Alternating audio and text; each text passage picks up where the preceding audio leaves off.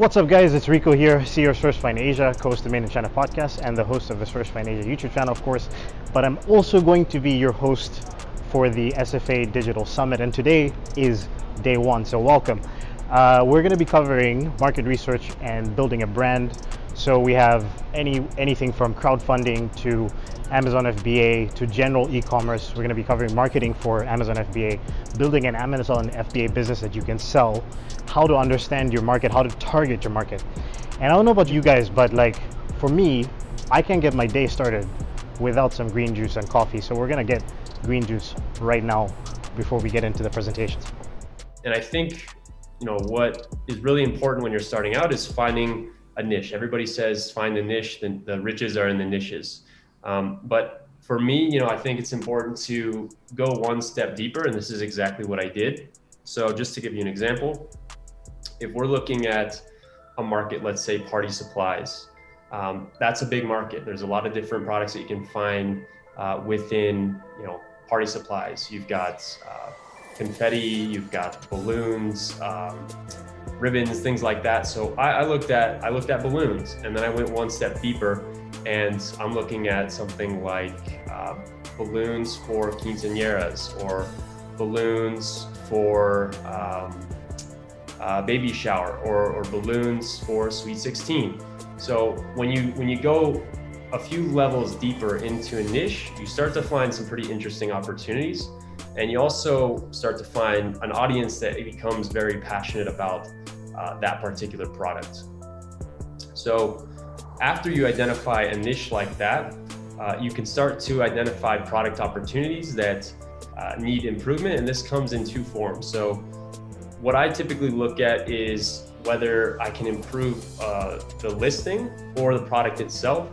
What I mean by that is, if you're looking at a market, you're looking at a niche, a lot of times you'll find some listings that aren't optimized. That means that the titles don't have all of the necessary keywords. The descriptions are lacking, the copywriting isn't very good, the pictures are poor. So this is one way that you can come in and improve a product and its listing to really outbeat the competition in that aspect. So the other side is the product itself. If you're looking at a listing, you're reading the reviews, it has lots of 1-star, 2-star reviews, even 3-star reviews. Go ahead and read all of those reviews and understand what's wrong with the product. Is there something that's faulty? Is it defective? Why do people have an issue with that? And then you as a seller, how can you develop a product that's going to basically solve all those issues? If you're able to do that effectively, then you're immediately going to be a few levels up from the competition.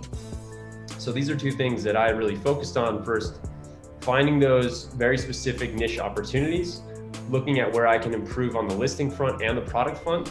And then from there, once you've kind of done those two things, it's really about creating a brand and dominating that particular market. So what I mean by that is, creating a private label brand. We say it's a brand, but if anything, it can be a logo or a name that becomes synonymous with the product and kind of the value and of the offering that you're providing to buyers on Amazon. But it should cover a specific niche. So if we go back to the balloon example, I would sell multiple variations of balloons.